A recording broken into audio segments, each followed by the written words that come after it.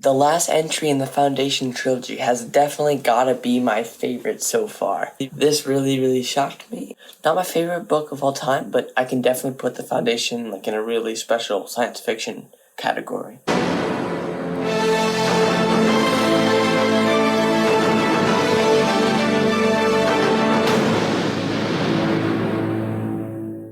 This book was really good. I have a lot of gripes with it, a lot of things that are problems that were still here with the last two. But as a way, it really improved upon, especially the character situation.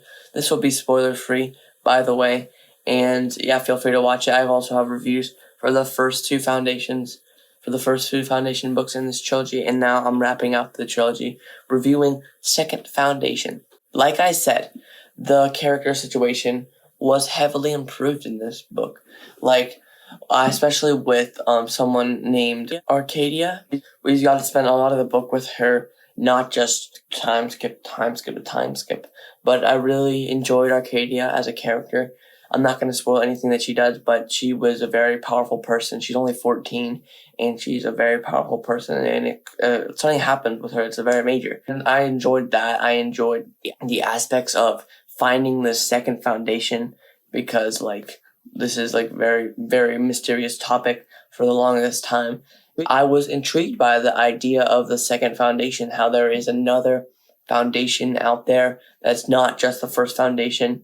And I was very, very intrigued. I wanted to know what it was. And when the answer was revealed to me, it surprised me. I had no thoughts whatsoever on what the second Foundation would be, but the ending, it was so perfect. It fit perfectly into what Hari Seldon said, and to what we can find, because they were finding different ones, but oh, they were fake, and they were finding Second Foundation members, and wow, and the actual location really did just totally blew me away. So if you're about to get into reading this, I don't think it's something you can predict unless you're very good, unless you really analyze the text very well, which I thought I did, but a lot of times I did find myself who's talking here, But I did manage to follow most of the time, even though it got a little bit boring at times. That's one of my gripes with it. It just got a little especially when just two people are talking, the dialogue isn't great.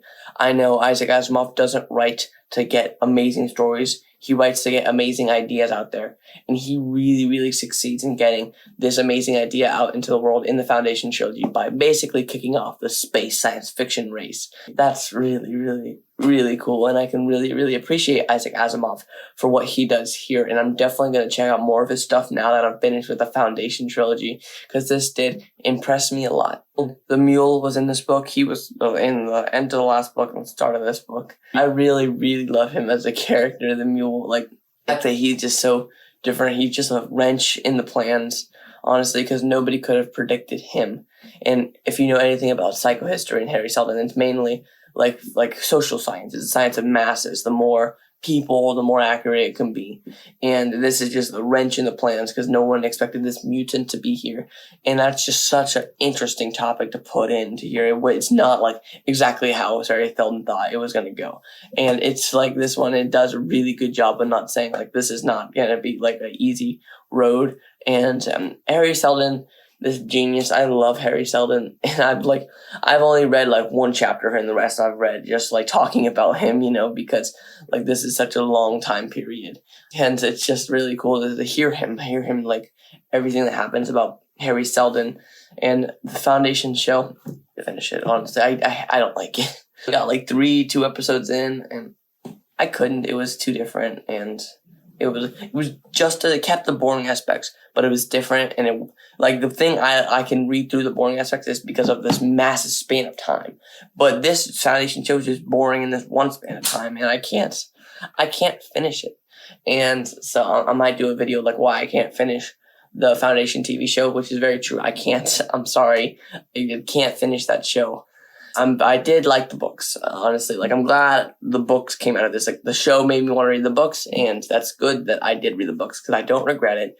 Definitely wasn't the most enjoyable series. Again, like I said in my first review, it's not very enjoyable. At times you're the eyes rolling to the back of your head, like, oh, like I'm so bored, and that will happen to you. But after, when you think about it, when you think about the thoughts, the ending made me think a lot, and I love endings that make you think a lot. Especially, like, for example, First Law, the ending for that show made me think a lot.